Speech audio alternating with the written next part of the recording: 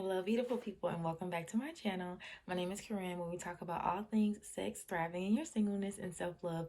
And today I wanted to give you all a very tangible example of how self-love is in service of all and of your community. So there was a time when I was in a room full of children. It was about 20 of them, and they were around the ages of 5 to 4. And that is such a precious age. I love them, love them, love them. And they can be a handful. And they were getting on my everlasting nerve. But there was this one child in particular who was really going for it. Like, really going for broke with me. Like, she was really pushing it. Just angry, like, just everything. They're not sharing. I hate this. Screaming at the top of her lungs. And I said, wait a minute, girl. No, ma'am, we're not doing none of this.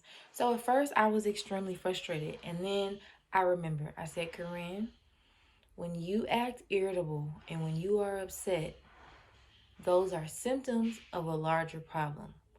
What is this child's larger problem and how can you help her? So I pulled her to the side and I said, I'm not going to say her name, make up a name. And I said, Brittany, I said, can you come here, please? And she said, mm-mm. I said, okay. So I walked over to her and I said, Brittany, I would like to talk to you. Are you open to a conversation? And she looked at me and she said, okay. So I took her to the side and I said, and she's crying and screaming at this point. And I said, okay, I'm going to let you cry and scream and feel your feelings. And when you're done, we can talk, okay? So she did that and she dried her eyes and she cried. And I said, thank you. I said, and I did that because I can't understand you when you're screaming and you're crying. I said, Brittany, can you tell me what's going on inside your body? What feelings do you feel? And she said, I'm tired and I'm hungry. And I said, oh, okay. I said, that's understandable. I said, when I'm tired and I'm hungry, sometimes I cry and I scream too. Not that I cry and do I cry and I scream? No, but I'm trying to relate to the child, okay? I said, sometimes I cry and I scream too. And I said, if you're hungry and you're tired, what do you think we can do about that? And she goes, I said, do you think you could tell somebody? And she thought about it and she was like, yeah. I said, okay. I said, now that I know that you're hungry and you're sleepy, I'm going to get you some food and there's a couch over there and you can go lay down. And she said, okay. But I said, you still look like it's a lot going on in your body. So I said, can we take some butterfly breaths? And she looked at me. She was like, and so we took some butterfly breaths. And so instead of pouring out my anger and my feelings towards her because she was not behaving in a way that I wanted her to behave, I came to her level. I empathized with her. I spoke to her calmly. I do that to myself. I don't yell at myself. Okay? That's how I literally talk myself down. Like, Corinne, what do you really need, right? I said all that to say my work with myself has transferred to that child. And I know for a fact, and I was with that child for a while. And so I know with a fact that that child has tremendously, tremendously improved their behavior. Because that behavior was normal. Tremendously improved their behavior. So much so that the parents came to me and said, what happened? What's going on? Like, the whole thing has just flipped, right? Like, what's going on? And so I told them, I said, oh, I can show you what I do with her, right? And so now I have taught the parents how to get to her level. First of all, I was like, you need to do this with yourself first, right? This is not, you don't get this level without being this level, if you know what I mean. Like, you can't get to this level without, like, having a home at this level with a pool and a couple cars in the driveway. You feel me? Like, you got to live here.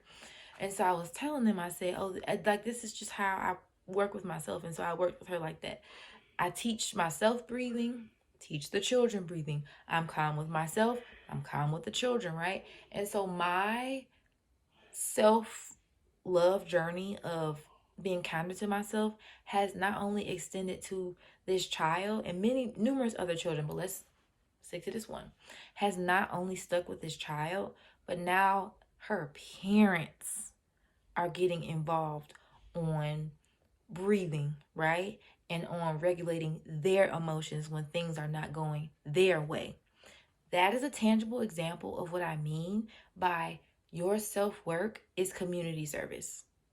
You are a gift everywhere you go when you are actively practicing self love. Every single place you go, you are the gift. It's you, boo. Everywhere you go, you are the gift. I tell people all the time, everywhere I go, I am a walking blessing. Every single place I go. And we can take it down and say, oh no, Corinne, let's go 90%. 90% of the places I go, I am a walking blessing, right? Does this mean I don't have my bad days? Absolutely not. Does this mean I'm perfect? Absolutely not. But what it does mean is that when people interact with me, they will feel the love of God, period, right? And I believe that we are all extensions of the love of God. And so they're really just going to feel, themselves, but they will feel the love of God when they are with me.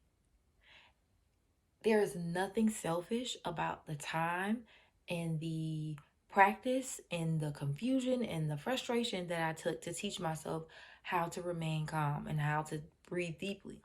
Nothing selfish. I have given a family a jewel, a gem.